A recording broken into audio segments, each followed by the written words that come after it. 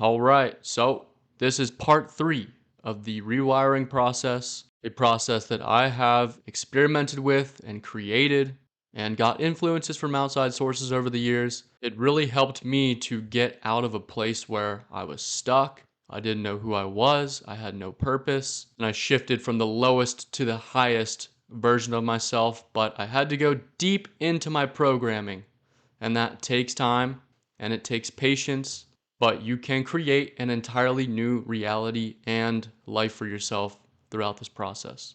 So, real quick, if you didn't watch the first 2 parts, I'll put them in a playlist, I'll link them here.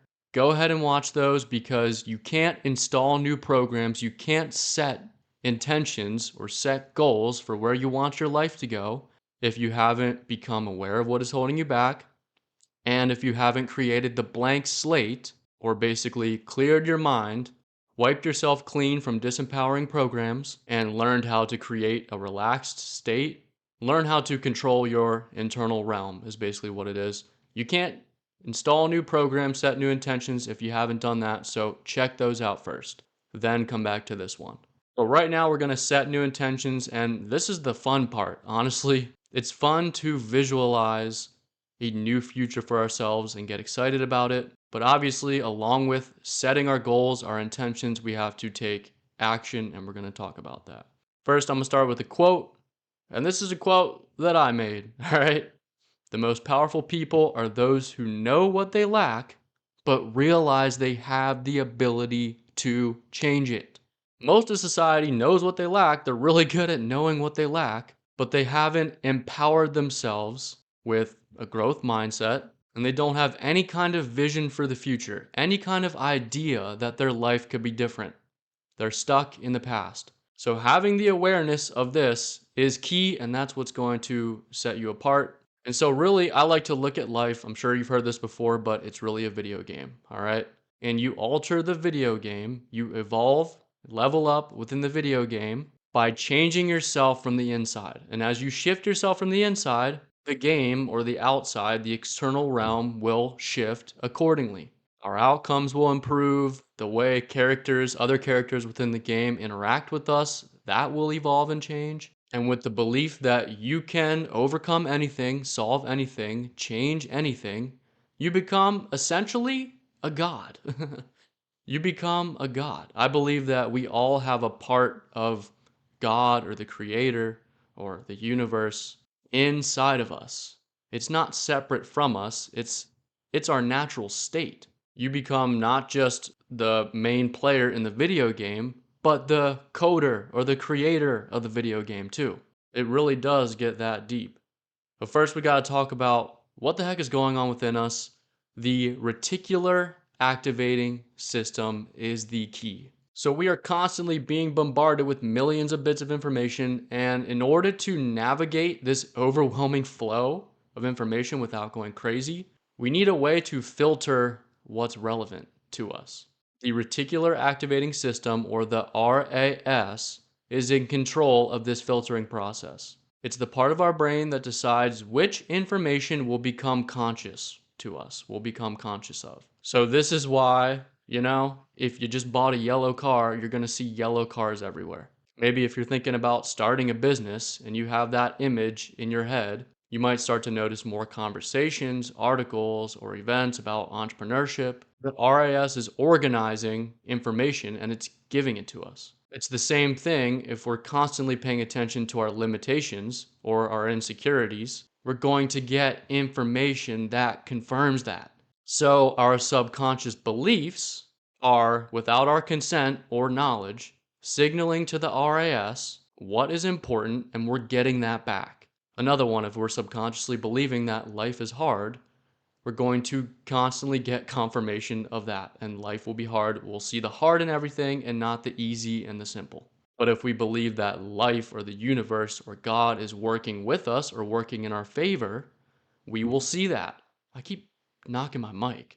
This is really how our perception, we hear it all the time, our perception alters reality. This is what's happening. And luckily, we have the power to take control of what we believe and control that filtering process. So when we set an intention, we go from a mind and focus and attention that is very chaotic and split a million different ways. When we set a couple intentions, we organize our minds and our thinking. We organize it in a certain direction. This is what we're doing here. So we're going to define our intentions. And this part is going to require you doing some writing, okay? Writing is going to impress your subconscious more. It's going to get past the conscious mind and really get down there. And now we're not just going to do your average goal setting process here. You see on the left side the law of intention and desire. This is from the 7 spiritual laws of success by Deepak. This one changed absolutely everything for me. It freed me from being a victim of our desires because we can very quickly and easily get too obsessed over a goal. And then when it's not being met, we just beat ourselves up and honestly create a living hell for ourselves. So now this is how I set my intentions. You don't let go of the desire completely. You let go of your attachment to the outcome. You let go of when your goal or your intention is going to be fulfilled. You let go of really how it's going to be fulfilled. You let go of all your attachment to that.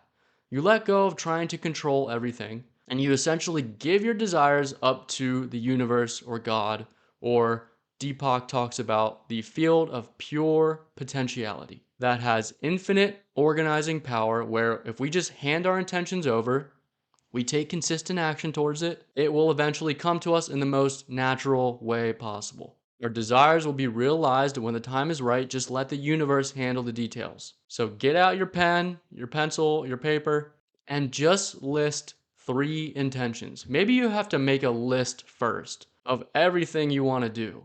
And then you have to prioritize. You do have to let some things go. You have to pick what you're going to prioritize. Again, we don't want fragmented intention. Maybe you can just settle on 3 main categories and kind of organize it like that.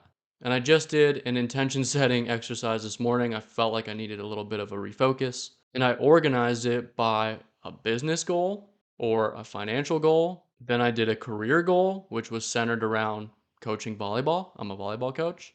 And then I did a fitness and health goal. Those were my 3. But what these will do, these will direct your focus and they will be your North Star. So now the RAS will organize information, give you information from the outside world that relates to obtaining those goals. And for the 3 intentions, you have to get clear. What is your why? You got to have a big why. You almost really got to have a burning desire. You got to have something that really excites you. And we'll talk about finding your purpose in a little bit. But then I want you to clearly define the habits that you need to install in order to progress towards them. Really, who will you need to become? It's almost like don't even focus on what you need to do. Focus on who you need to become to achieve your intention, and the habits will become clear. And then just identify the first step. Once you take that first step, it will get the ball rolling. Your intention will go from something really crazy to very small and simple. Don't care how small it is. And then look and see if you can find synergies between your intentions. Like this morning, I had a goal of growing my volleyball coaching YouTube channel, and I coach volleyball. Synergies that feed off of each other. But we do got to talk about finding your purpose. I've made a few videos on finding your purpose. You can go watch those. But maybe this will help to influence your why. When we're setting intentions, we have to be as limitless as possible. We do also have to be realistic. But when we're talking about purpose, I want you to write down the biggest dreams and goals you had as a child. We've all had them. What were yours? What actually excites you? What do you love to do? And what are your strengths? Where do those align? And then get truly honest with yourself. What do you really want to do in life? If there were no limitations, and I don't want you to just say make money because you don't want money. Maybe you want freedom. Maybe you want security. Do you want solid relationships? Do you want good health? Do you want true happiness and satisfaction? Not going to talk about this too much, but that's an exercise I would do. Now, our decisions. The power to make a decision is where our freedom lies, and where our freedom is in the ability to create a new future. One of the first books I read on my self-transformation journey was The Slight Edge by Jeff Olson. And the graphic there on the left, simple decisions and actions. Notice how it says simple. Nothing crazy, just simple, consistent disciplines over time towards your intention or your goal. Make your life go exponentially in the direction that you want. Making the wrong decisions or decisions that don't contribute to your goal make your life go the wrong way. We are never stagnant. That's what I always tell my athletes. We are never stagnant. We're either getting better or we're getting worse. And in every single second, literally every second, we are making a decision, whether we realize it or not. Whether you like it or not, I'm reading the quote there. Everything that is happening at this moment is the result of the choices that you've made in the past. And again, we already talked about stimulus response in the previous videos, but in between the stimulus, we can take a pause. There is power in the pause. Before just automatically reacting, we can take a second, gather ourselves, center ourselves, and really choose how we respond. This is how you alter the ripple effect that your choices create towards your future. Instead of being a victim of our impulses, we can learn to control our internal realm and make decisions that align with our highest reality, with that vision of ourselves at our best. And really, the present moment is the only thing that matters. Keeping our focus in the present instead of ruminating over the past is all we really need to do. Obviously, we need to have a slight direction of where we want to go in the future and detached to how we're going to get there. But the present moment is where we have the power to alter the future. Everything we do in each moment will come back to us eventually. Do the right thing in the present, and the results will take care of themselves. And once we make a decision, time and time again, it becomes an ingrained part of us. It becomes second nature. And in part two, we were kind of pushing against those habits that were so deeply rooted within us, that were so disempowering, that we probably didn't even know that we were acting on. And we kind of started to pull the plug on those. Now we're going to install new habits. We first decide what our habits are going to be. We wire those in. We might fail sometimes, but don't give up. Keep making the positive decisions. And eventually it will become a part of us. It will become a part of our identity. And so I really love habit replacement. You can do this exercise if you want. List all of your current disempowering habits and then see if you can replace those habits with more empowering habits. But the key here is we want the habit to be sustainable. We don't want to go, example here, go crazy into the diet, go extreme into a diet because we know it's going to result in rebounding and burnout and binging on food that we were trying to give up. We want to make gradual changes over time. You can stack new habits, introduce new habits over time. Don't go crazy with this or you're probably going to get burnt out. You are laying the foundation for substantial results in the future. And if we have a long-term focus on our intentions, then we're not going to be so rushed. And those habits are going to stick and it's going to be sustainable. It's like, how can we make changes but still stay as balanced as possible? Balance is the key. All right, so we talked about decisions and habits. We set our intentions. And now we need to do some more work on the subconscious. In part two, we took a step back from social media, from other outside influences, information sources, and now we're going to reintroduce it consciously. We can utilize forms of media as ways to further rewire our subconscious and basically reinforce our desired trajectory, reinforce where we want to get to with our intentions. So get rid of social media accounts that are a distraction. Get rid of everything that is not aligned with your goals. Any negative content, get it out of here. Any YouTube videos, podcasts, any books need to be directly related to your evolution and your ultimate vision. Even start listening to music that is more empowering. Yes, there is empowering rap out there, okay? And you can surround yourself with images or quotes. You can hang them up on your wall. You can make a vision board. We are consciously shaping our consumption of media and using it in a positive way. I'm not trying to demonize it. Like I said, we can use it to empower ourselves. All right. So now we got to talk about dopamine.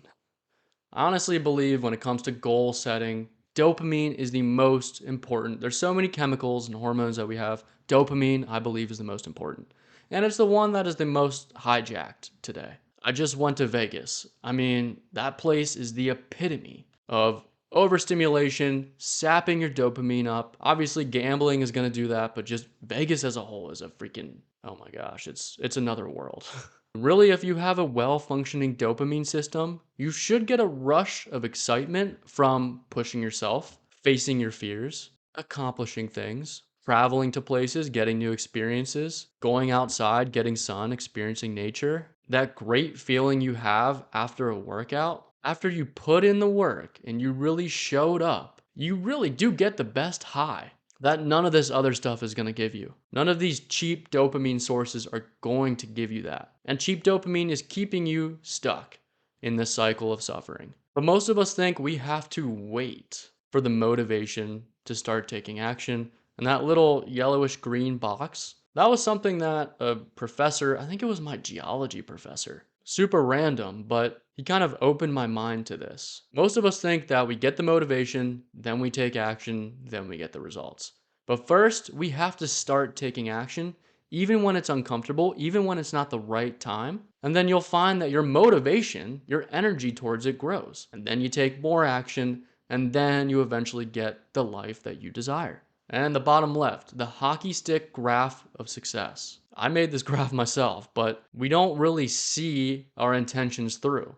We give up before we really see progress because we think it should happen like that. We're wired to think short term. Again, short term pleasures, short term rewards. But this is what success really looks like, and you have to get comfortable with that. You have to get comfortable with putting in action, just consistent action, maybe sometimes boring action for months, for years, over time, without seeing any substantial reward. And just again, be unattached from the outcome, trust that it will happen. Get the dopamine from just taking action every day. Try to reward yourself for just showing up. Reward yourself more for taking the action as opposed to getting the results. And again, don't give up. I'm sure you've seen I forget what it's called, but this is how you learn things, okay? First, unconscious incompetence. You're just not even aware that you're bad at this thing. Then you start to become aware of what you're not good at or what you don't know. Then you can complete the skill consciously, and you got to use a lot of effort to it. And then eventually it becomes unconscious. Again, it becomes second nature. And so when I was teaching myself how to juggle, I didn't even know what I was doing wrong. Then I figured out how I had to throw the balls, how I had to start with them in my hand. And then I started getting good at it, but I really had to use a lot of mental energy to do it. And now I can just do it without even thinking. Most of us give up in those early stages. We really want to escape the trap of short-term thinking. Okay? Moving on. Oh, actually, going back to that, I just want to talk about creating momentum really quick. Just know that each decision that you make towards your intention, it is adding up behind the scenes. It is compounding behind the scenes. Every time you make a decision in the positive direction, that you're building a snowball, okay? The snowball is starting to go down the hill faster and faster, and you're starting to create more momentum with every single decision. And that's when you start to get to the blade of the hockey stick there, okay? Where all that work that you've put in, all that rewiring that you've done, gets to a point where it just blows up. And I will say, to speed up that success, the more you get out of your comfort zone, I need to get better at this too, but get out of your comfort zone, get uncomfortable, face your fears, embrace challenges, and start to seek failure instead of avoid failure. Leave the known, hurl yourself into the realm of the unknown, and just surrender and see what happens. Okay, so I just gotta add that there. All right. All right, so I want you to start getting aware of how you are talking to yourself and how you are talking about others, because it's the same thing, it's just a reflection. It is mind boggling how people just tear themselves down and talk to themselves like they're a piece of shit. You may think it's not affecting anything, but everything that you're saying is impacting your subconscious. It is knocking your identity. It is adding to that self-created limiting box that you're putting yourself in. And you wonder why you keep attracting the same bad scenarios, why you keep attracting the same failures. At a subconscious level, those are the negative beliefs that you've chosen to identify with. Just Analyze your inner dialogue. Just observe yourself talk. How do you talk to yourself when you experience failure? When I screw up, instead of saying, oh, I'm so stupid, I'm so dumb, I just say, I'm learning and I will do better next time. I forgive myself. I'm not perfect, but I'm evolving. It's just something as simple as that. And again, the stimulus might be a failure or an insecurity, but instead of feeding into that right away, cut it off. Pause before you respond. Doing that consistently over time, you will completely change how you talk to yourself. And you're going to start lifting yourself up and removing those limitations. I'm sure you've heard about or seen something like the graphic on the left. This is the work of Dr. Emoto. He studied the effect of words on water crystals. Positive words create an organized, beautiful structure. It looks like a snowflake. Negative, disempowering words or phrases create literal chaos. This is why they say if you talk to your plants or if you play classical music, they grow faster. If you bless your food, it's going to nourish you better. The sound waves from our speech, or even the sound waves, the brain waves from our thoughts, impact the environment around us. And if our bodies are primarily water, what is it doing to us when we tear ourselves down? So this is something I did every single morning when I was deep in the rewiring process is the I am journaling exercise, okay? So I would just get a blank page in my notebook and I would just write down every positive quality that either I currently had or I was aspiring to adopt. And just, I would fill up an entire page. So just keep going. Don't really think, just fill it up and just make each one a separate line on the page. Now, what this is doing is this is rewiring your subconscious and it's directing your reticular activating system to go throughout your day and take actions and make decisions that more naturally align with the qualities that you wish to cultivate. Some of the ones I would use: I'm abundant, I am capable, I am grateful, I am deserving, I forgive myself, I am learning and will do better next time, I am improving, I am powerful, I love myself. Now, these sound like affirmations. I like to call them mantras. I did say earlier in the course that just repeating positive affirmations doesn't create any change, doesn't change your identity. But these are guiding the actions that you take throughout the day. And then making new decisions will create a new identity for yourself, will build confidence for yourself, and those affirmations will actually stick. Again, we're focusing on who we are being, okay?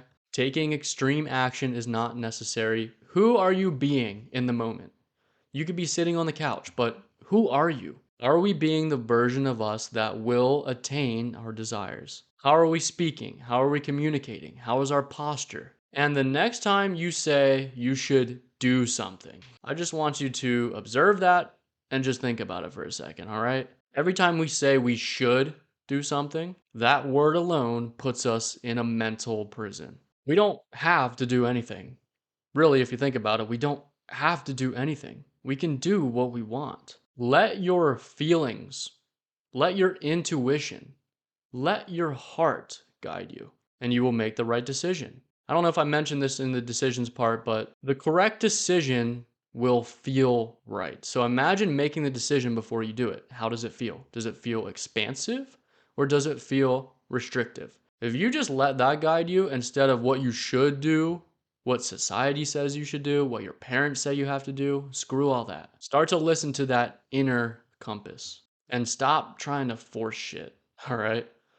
So, finally, one more thing: the abundance mindset. So, we talked about how fear is one of the four saboteurs, the mental bugs that keep us trapped. And most of society is stuck in scarcity, the rat race, never having enough. Nothing is ever good enough. We have to cling to what we have. We don't want to let go of it because we'll never get it back. Focusing on everything that is going wrong in our life instead of all the great things. Again, this is manipulating the RAS, reticular activating system. And we have been wired to see and receive lack. If we train ourselves to focus on what we do have, the strengths, the material possessions, the qualities that make us unique, we will start to get more of that. The most empowering belief that we can install is that everything we need comes to us at the right time. If I'm short on money, it will come at the right time. If I'm looking for a job, even if I'm looking for a new pair of shoes, I don't have to force going out and getting a new pair of shoes and looking super hard, wasting all this energy on getting a new pair of shoes. The shoes will come to you. They will come to you effortlessly. It's happened to me multiple times. But I wasn't forcing getting the shoes. I wasn't worrying about not getting the shoes, okay? When you go out and you force and you try to impose your will on reality, it's going to become distorted and it's not going to flow how it should. You know, most of us are stuck in a state of just waiting to be happy until we achieve a goal, until we make more money, until we find a relationship, until we get this or that. But the way to actually attract what we want, it comes when we are fully content in the present moment. You become a magnet, really. When we feel complete as we are, that we don't need anything else, that's when life starts to flow effortlessly. And those intentions that we set, remember we were unattached to how they were going to happen, they start to become attracted to us. How does a magnet work? When you got two positive sides pushing against each other, they repel. You got to be the negative side, okay? And the positive side will just attach itself to you, basically. And really, self-love is the key. When you start to actually love yourself, you wouldn't change anything about yourself. When you get to a point where you wouldn't trade your life with anyone else, when you are fully grateful for where you are, what you have, maybe you want to go somewhere in the future, but right now you're in love with the process of it, right? Maybe you stop focusing on all the chaos in the world, all the negativity in the world, and you start to see the positivity, because there is a lot of positivity and great things about Earth. Even though it seems like it's screwed up, you can shift your focus to all of the amazing things and all the things you have to be grateful for about this life. But if you really start to love the world and love yourself, your heart starts to send out a very powerful energy. And the magnetic field of the heart is like, I don't know, something like 1,000 times stronger than that of the brain. But we can get to a point, and maybe this is going to be a future lesson, where our brain and our heart are in coherence, they're in sync. And that's really when we unite ourselves and we win the inner war. We rise above the inner war. And maybe you don't truly love yourself because you make promises to yourself. You say you're going to do this. You say you're going to go towards this goal, but you continually break those promises and your self-confidence is shattered. Just do what you say you're going to do, and your self-confidence, your self-love is going to shoot through the roof because you actually feel like you're capable of anything. And that feeling is unmatched. So every morning you can do this along with your I am statements. The gratitude meditation, enter the meditative state, tune into your heart, imagine the energy of your heart expanding, and feel gratitude towards everything you're blessed with right now, the opportunities you have, the positive qualities of yourself, and the ones that you're developing. Be grateful for the path that you're on and the progress that you've made. And be grateful for what you're going to get in the future, but again, not attached to it, right? This is going to allow us to go through our day with our brain and our heart in sync. Brain is making logical decisions. The heart is the source of intuition and feeling. And combining those two is where we become the most powerful. And practice conscious relaxation. Okay, we talked about it in the previous videos, but when we are relaxed, that is the fullest version of us. That is the most abundant, worry-free, carefree version of ourselves. So just observe moments when you feel fear or anxiety, or when you feel lack, or when you feel trapped. Just pay attention to how your body's feeling. Your jaw may be clenched, muscles might be tight, shallow breathing, your heart rate might be up. And then just deliberately relax your body and take deep breaths. Slow everything down. Go from a contracted, uptight state to a more expansive one. And remember that you can control your internal state at will. And this is how you can unlock your godlike, limitless state. All right, so this is multiple years of experimenting and figuring this stuff out into 3 videos, and I really hope it helped you. We became aware of how we're programmed, we wiped the slate clean, we created the blank slate, and we installed new programs, and we shifted our identity, and we got out of our own way, and we're stepping into the fullest version of ourselves. So this was almost the condensed, presentation version of this. I didn't even go too deep into everything, but I do have all this information organized pretty much in like a book. If you want to go more in depth into this, if you're interested in that, comment down below and maybe I can slide you something for free. But really just comment down below with any feedback, anything you would change, anything else you want me to touch on. But going forward, I plan to post one longer form presentation video, probably on a Saturday or a Sunday. So that's that. See ya.